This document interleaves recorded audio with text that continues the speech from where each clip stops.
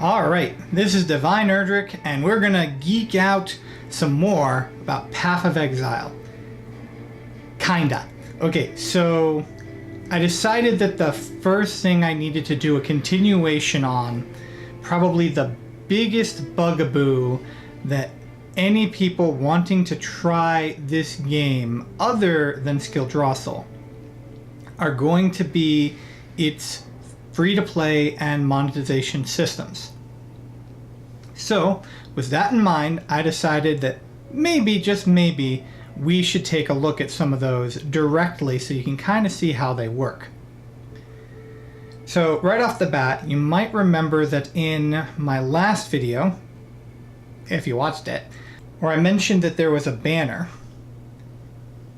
at the beginning of the screen that will occasionally show information about microtransactions.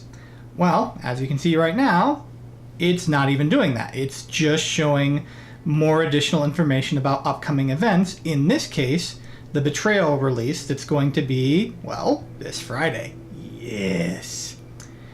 So, with that in mind, let's go on and actually look inside Path of Exile to see how the microtransaction system works. Alright, so here we are in the town, but this isn't going to be one of the best places to look. Now, during this video, I don't know if there's currently any active sales going on. There usually is a sale of some kind going on. I think right now the big deal is that the Founders Packs for Betrayal are out. So, I want you to see if you can spot when they make the announcement, hey, by the way, there are Founders Packs.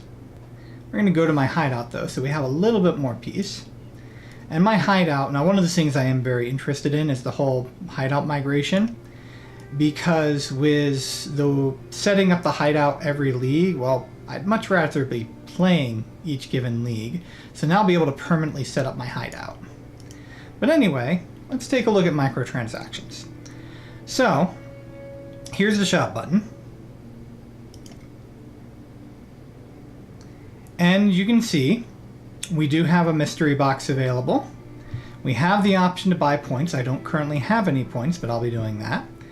The special right now is stash tabs. Like I say, they do one of these every month. So first, I'm going to highlight what is both one of my biggest frustrations with this, and at the same time, one of the things that I feel they're at least a lot fairer than other companies are when it comes to how they handle their microtransactions. So let's start by buying some points. Alright, so they seem to be having some small issues when it comes to the purchasing of packs right now from the game. That might be because of the supporter packs options that are currently ongoing. So we're going to do this through the website. So we're going to go to the shop. See, couldn't even record how many points. So currently I've got 15 points to spend. So first let's go to the buy more pane. So as you can see, they just have 3 flat tiers that are available for purchasing more points. So there's no encouragement going on to like, hey, spend as much money now up front to buy a whole collection of points and get the best savings. No, you get your savings by looking into the different sales they have and then getting the microtransactions you want while they're on sale. And as you can see, the conversion rate is basically flat. 10 points is $1. So $5 is 50 points. And I'm going to start, which means I got currently $1.50. And I'm going to start by just buying a 5-pack because I want to show some of the interesting things that goes on here. So we're going to go ahead and buy a pack. And then I'm going to go ahead and check out with PayPal, which means I am going to cut away for a bit, and I will be back after I've bought the points. All right, so I have officially bought 50 points with $5, and I now have 65 coins. So, since we're having a little bit of trouble with the in-game store, let's go shopping here while we're here. Ah, we're going to have a server restart. That's probably what's going on, so I have to be fast with this. So while we're going shopping, let's talk about mystery boxes. So first, now that I have my points actually, let's talk a little bit about how I feel regarding this kind of microtransaction purchase that they have. So, on the whole, companies should just ask you for money.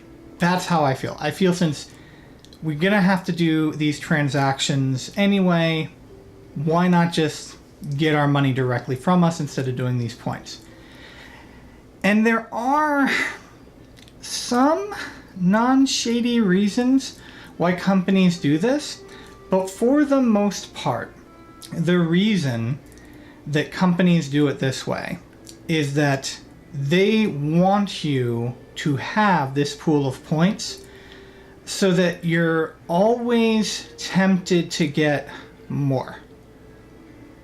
And really, GGG's not doing anything differently here as far as the psychology is concerned. They're doing some other things differently with execution that we'll talk about in a bit. But first, let's look at the mystery boxes. So we've got these Oriath mystery boxes that are currently available. And when you get one, and they are currently 30 points or $3, you receive a random prize with an Oriath theme. It'll appear inside your MTX stash waiting to be unwrapped. Mystery packs contain one random microtransaction that is guaranteed to cost at least as much as the pack. And that is very, very nice. Additionally, if you go onto the announcement page, and let's see if I can do that right now, and you look at the Oriath mystery box, it gives you all kinds of information regarding how the mystery box works. So it says the value is between 30 and 320 points. And the average value you'll get out is 110 points worth of microtransactions when you open one. And then it shows you everything you can get in the mystery box. And then up here, it tells you what the individual chances are of getting a specific rarity, but it also specifies microtransactions within each rarity are equally likely. So you always know exactly what your chances are, and if you want to math hammer it out, and I'm sure usually there's somebody online who does this for every one of these mystery boxes, you will be able to know exactly how much you will need to spend as far as points on average to do this. But also read this part. Every microtransaction in this mystery box will be available in the store roughly 1 month after the Delve League ends. So you are just kind of getting an early start. So with that being said, let's actually get a mystery box and open it.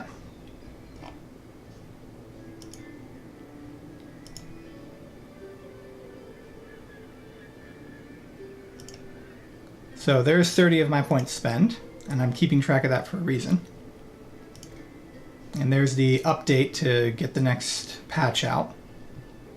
So now, we have a mystery box. Now, we go into our microtransaction list, and there it is. And apparently, I've got 2 of them. So, because I bought one, I get another one because they're currently doing that sale. So when you click on one, it does pull up this screen, and it does allow you to just spend additional points to get some as you do. It's also, of course, registering I don't currently have any points because of the server disconnect. But let's see if it'll let us open one. And we get a consumable, which is a wall that we can place in our hideout. And then we get another wall. So I got 2 walls. Okay. And then I can grab those from my hideout, and I can place them in my hideout. And it says consumable, but once I've placed it in my hideout, I can bring it back here into my hideout thing to rearrange it or change hideouts or what have you. Additionally, right now, I'm currently have microtransaction equipped. And at any point, you can unequip these things and re-equip them to a different character. So every microtransaction you get is reusable. But let's go back really quickly to talking about these mystery boxes and the fact that they are, in fact, loot boxes. So like I said, these are, in my opinion, loot boxes the way they should be done. You have guaranteed value, you know the odds of getting the items you want, and can calculate the odds of getting basically every item inside the loot boxes. And if you don't want to play, you can just wait. That being said, there is obviously some encouragement that is going on in the forms of, hey, you can potentially get these items for cheaper. And with that, you also have the, hey, you can get these items earlier. Now, as we opened the loot boxes, you saw there was a fairly minimal fanfare. So this doesn't have all of the bells and whistles that other loot boxes has. It's still going to generate a little bit of that dopamine rush that gets people investing into gambling and loot boxes and slot machines and stuff like that. But it's not like when you open loot boxes in the average game or mobile game where they are really making a big deal out of it to trigger out. It's fairly instantaneous. It's, you know, there's very little anticipation or wait. There's not too much fanfare. It's just you click the open button and you see what you got. And so that prevents them from being as manipulative as other loot boxes. But if you are against loot boxes in general, then that is by far a fair ground to dismiss Path of Exile. So I did want to bring that up. Now, I wanted to talk a little bit about some cool things that they do regarding their microtransactions, in addition to the fact that you can recover them at any point. So, I currently have 35 coins worth of microtransactions. Now, one of the psychologies that microtransactions like this often play on is that they want you to constantly see this number, and after you have spent microtransactions go, well, there's really nothing I want that's in that point cost range. And the idea is that by doing that, you will spend your money to buy more points. And without a doubt, Path of Exile and grinding your games by using this point system is playing on that effect. They are definitely trying to invoke that. So I decided after looking through all of these and looking through the different microtransactions that since I'm planning on playing a totem build next time, I'm going to get this dragon totem skin to have for my totems. So let's go to buy it. So, unfortunately, I need to buy points. As we come here to buy points, you might notice something interesting. So here we have our Betrayal supporter packs. And we have this First Blood starter pack. And then we have these War for the Atlas packs. It looks like I missed the Delve ones. Darn, I was actually kind of hoping to grab a Delve pack. And you'll know that there's this upgrade option where I bought points and now I can get a supporter pack which will give me the 200 points inside of them. And note, it would have given me 250, but since I already got the 50 points, it's changing it to 200. And I get these items. And you can actually see like what it would cost originally. So since I already spent $5, I can just spend 25 bucks to get this next level of pack. And so if I'd bought a $20 supporter pack, I can now get this one. And I'm going to do it because I want to support the game some more. And voila, now I have this. Now I can go back to shopping, go back to skill effects, and I can buy my dragon totem. And normally I would just check to see if that totem is now available in the game. But since we're having a little bit of server issues, it might not show up. And there's my totem. And now when I start my next game, I can use this totem in order to improve what my totems looked like. By the way, here are the premium stash tabs I was talking about. So you can get any of these premium stash tabs for the most part, except for just extra stash tabs, which are $2, and then the premium tabs are $3. Any one of these will allow you to do trading on the open trade sites. One thing I do want to note, though, is that a lot of these specialty ones, like the divinations, essence fragments, especially the map and the currency tabs, are really useful.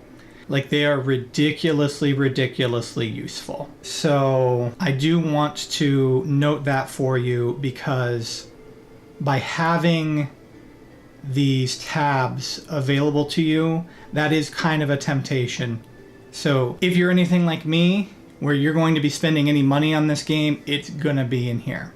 So one thing I do real quick want to note regarding microtransactions is there's going to be a new type of server-based microtransaction coming out, or account-based microtransaction, where you're going to be able to have custom servers. And so I wanted to mention that because that is potentially going to be a place where many people are going to want to spend money. So that's microtransactions in Path of Exile. As I said, I honestly believe it is the best free-to-play microtransaction system that I have seen so far. Could they improve it? I'd love to see loot boxes go away, even with the way they do them. Let's face it, loot boxes are always going to be slightly predatory. And again, I would very much like to be able to do direct purchases for points, or just, you know, buy things with my money. But the fact that after I have spent money already on points, I can then roll that into future points purchases for the founders packs and things like that, I think is a really cool system. And again, with the exception of the stash tabs, most of the stuff is just for your taste. And right now I've got my character kitted out in some microtransactions, but that's because I discovered that Alpha's Howl with Victorio's influence looks kind of silly. Most of the time though, I just have my character look however the character looks. Like in my last video, I wasn't using any of my microtransactions on that character. That's just how my character looked. That's just what the skill effects looked like. So in my opinion, it's a fairly optional mechanic. And I know that that's always there. Well, it's optional, but again, the game's free. They're constantly giving new content for it. And so in my opinion, I have definitely got more than my money's worth out of the money I've spent on microtransactions for Path of Exile. So I know this one might be a little bit on the controversial side. Nothing really fun really going on, but I did want to go over that. I did want to show those things off. And I did want to talk a little bit about the microtransactions, because I know that that is something that a lot of people are going to be concerned about. Other than that, this has been Divine Erdricht, and hopefully I will see you all in Rayclast.